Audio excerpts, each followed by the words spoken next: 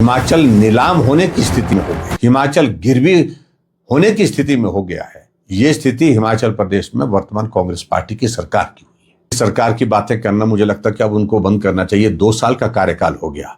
यहां तो हिमाचल प्रदेश में आपकी सरकार में हिमाचल भवन जैसे जो हमारे बहुत सम्मान के जो जगह है, जो प्रॉपर्टीज हैं, वो नीलाम हो रही है, वो अटैच कर दी गई। इससे बड़ा दुर्भाग्य कोई हो नहीं सकता है। मुझे लगता है कि हिमाचल के इतिहास में ये पहला ऐसा अवसर आया कि जो बहुत महत्वपूर्ण और प्रेस्टिजियस हमारी प्रॉपर्टीज हैं, उनको नीलाम होने की नौबत आई है। ये सरकार की नाकामयाबी है, सरकार की नालायकी है। 70 वकीलों की फौज खड़ी की है।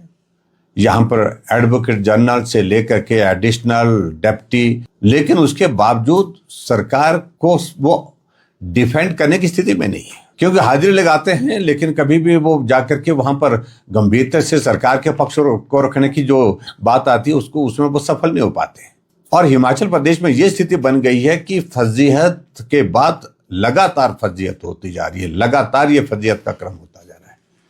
कुछ फैसले ऐसे लिए जिसके कारण जगनसाई पूरे देश भर में हुई, और उसके अलावा जब ये कोर्ट का फैसला आया 13 जनवरी 2023 का फैसला, 64 करोड़ रुपए जो अपफ्रंट प्रीमियम को देने की बात उस कंपनी के लिए कही गई थी, जहां सरकार को आज वो पैसा लगभग 150 करोड़ के करीब पहुंचने वाला है। और सबसे बड़ी पीड़ा का विषय है कि हिमाचल प्रदेशियों का अगर कोई पहचान अगर दिल्ली में है, वो हिमाचल भवन है, जो मंडी हाउस में स्थित है। कोई भी हिमाचल वासी वहां जाता है, गर्व के साथ जाता है, अपना परिवार घर समझ करके जाता है, और वहां उसी को ही अगर नीलाम कर दिया तो इससे बड़ा दुर्भाग्य और कोई हो नहीं सकता है।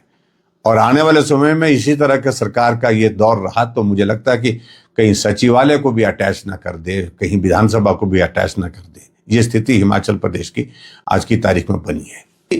प्राथमिकता नहीं, एक तरफ से सीपीएस की कुर्सी बचाने के लिए, उसके लिए तो वकील जहाज में भी आए दिल्ली से, उसके लिए तो वकील दिल्ली से आए जो जिन पर करोड़ों रुपए खर्च कर दिया गया। और जब उसके बावजूद भी वो हाई कोर्ट में हार गए सीपीएस वाले मामले में, अब एसएलपी सुप्रीम कोर्ट में की है, जहां कांग्रेस की ओर से वकील खड़ा किया जाएगा, जो वकील 1-1 करोड़ रुपए एक बार खड़े होने की पेशी का पैसा लेता है, उसके लिए पैसे हैं। लेकिन हिमाचल प्रदेश में जो है इस प्रकार के जो महत्वपूर्ण कोर्ट के फैसले आए हैं, उनको सॉल्यूशन, उनका समाधान निकालने के लिए सरकार के पास जो ना तो समय है, ना उस तरफ गंभीरता है, ना वो प्राथमिकता है। आखिरकार इस फैसले से सारा हिमाचल का नागरिक जो है आहत हुआ है, और इस फैसले की वजह से जो है, क्योंकि नाकामयाबी अगर है तो सरकार की है।